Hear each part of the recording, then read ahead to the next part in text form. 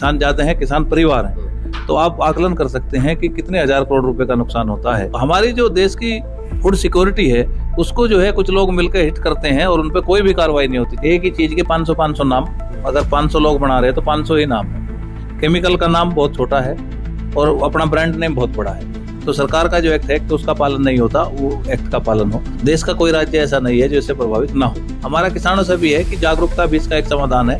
आप जो खरीदे उसका बिल लें और क्लेम करें, कंप्लेंट करना सीखें।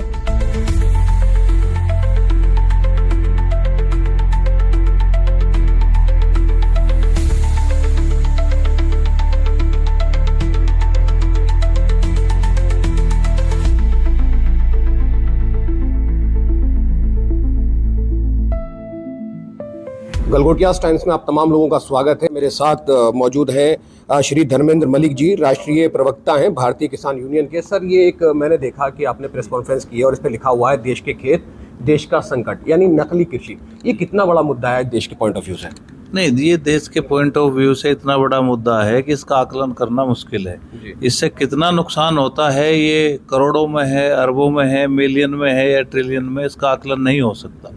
आप इसका आकलन यूँ कर सकते हैं कि अगर इस देश में एक किसान के यहाँ उसके खेत पे 100 कुंटल गेहूं का उत्पाद हो सकता है और अगर उसको अच्छी बीज और दवाई मिले, और लेकिन अगर यही चीज़ उसको अच्छी नहीं मिली तो उसका प्रोडक्शन मतलब 30% कम हुआ या 50% कम हुआ, तो 50% अगर उसका प्रोडक्शन कम हुआ तो एक किसान को एक साल में कम से कम 1 लाख रुपए का नुकसान हुआ। और इस देश में जो है करीब 8-10 करोड़ किसान परिवार हैं। किसान ज़्यादा हैं, किसान परिवार हैं, तो आप आकलन कर सकते हैं कि कितने हजार करोड़ रुपए का नुकसान होता है। और इसके साथ साथ नुकसान से भी अलग ये देश की खाद्य संप्रभुता का सवाल है। जब हमारी फूड सिक्योरिटी ही खतरे में होगी तो हम दुनिया से कैसे लड़ सकते हैं। एक जमाना था जब देश के प्रधानमंत्री को भी आह्वान करना पड़ा कि भाई आप एक समय व्रत रखिए, क्योंकि हमें खाद्यान्न बाहर से मंगाना पड़ता था।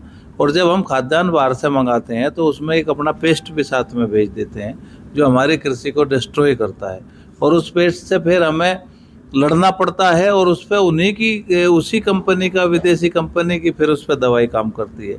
एक बार कांग्रेस सरकार में एक गेहूं आया था काफ़ी भारी मात्रा में, बहुत पुरानी बातें हैं, उसके साथ एक पेस्ट आया, आज भी पूरे देश में है, वो प्रोडक्शन को हिट करता है, उसे कांग्रेस घास बोलते हैं। तो हमारी जो देश की फूड सिक्योरिटी है उसको जो है कुछ लोग मिलकर हिट करते हैं और उन पर कोई भी कार्रवाई नहीं होती। चिंता का विषय ये है कि इसके लिए बहुत हल्का है। कार्रवाई ना होने की क्या बड़ी वजह है और इसके लिए कौन जिम्मेदार है?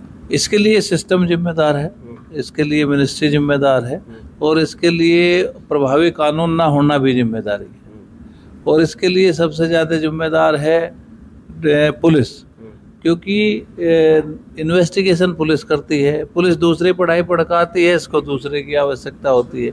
तो विभागीय रोल सीमित होना और कोर्ट में बहुत मतलब इसमें सजा का प्रावधान ना होना, पेनल्टी पे ये डिपार्टमेंट चलता है। किसानों के इतने सारे मुद्दे होते हैं, हमने बड़े बड़े आंदोलन देखे हैं।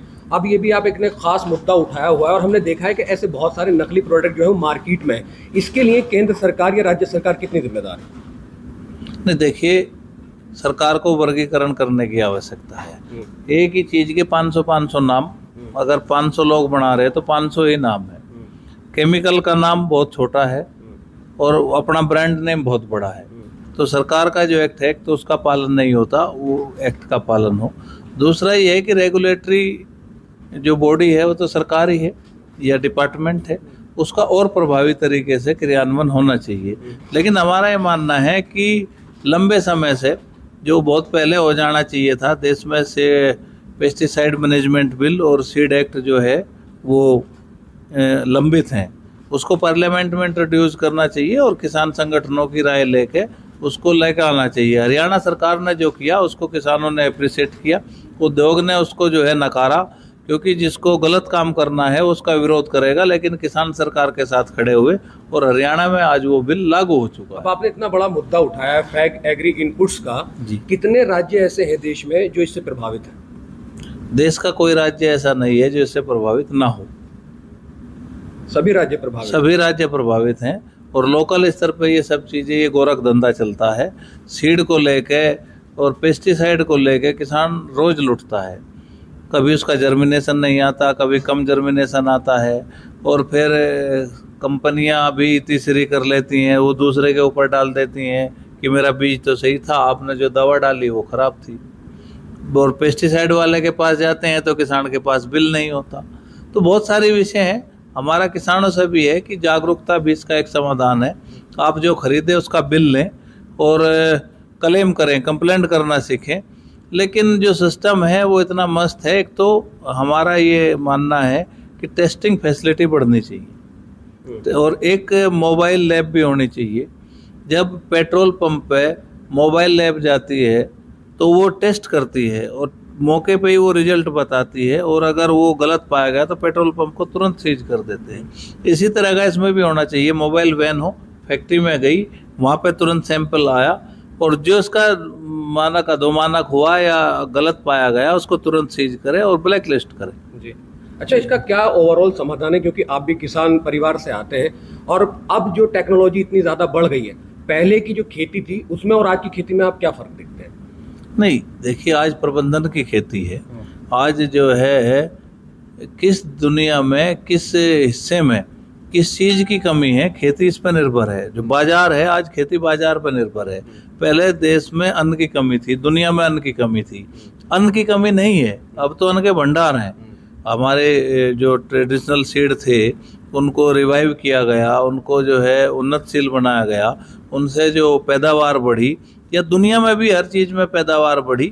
तो आज ये नहीं कि भारत में क्या पैदा होता है, आज ग्लोबल इंडेक्स पूरे ग्लोबल देखा जाता है कहाँ कहाँ दुनिया में कितने पैदावार हुई।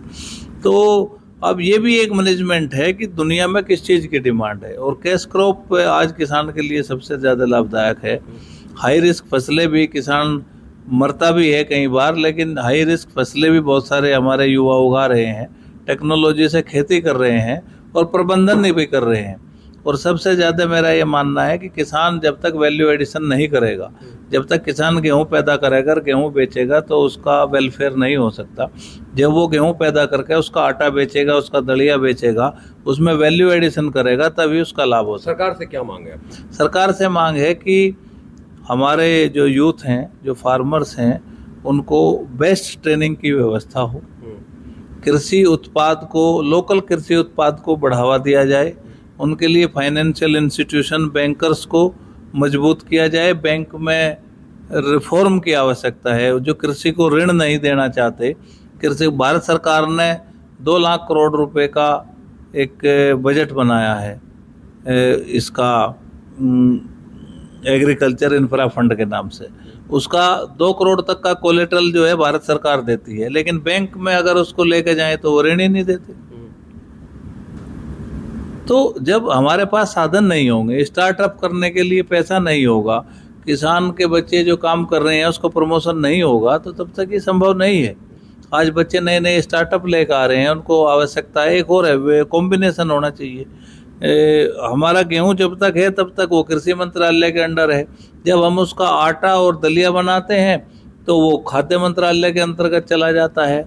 तो अगर उसके लिए इनपुट की आवश्यकता है, उसके लिए सब्सिडी या किसी बात की आवश्यकता है या मशीनों की आवश्यकता है, तो वो खाद्य मंत्रालय के अंदर आती है। हमारे देश में ऐसे आते हैं जहाँ किसान बहुत ज़्यादा प्रभावित करते हैं और हम अपने नुमाइंदे चुनते हैं, चाहे फिर वो MP हो या फिर विधायक हो, तो कितना असर होना चाहिए कि वो संसद में खड़े होकर इस तरह के मुद्दे को उठाएं?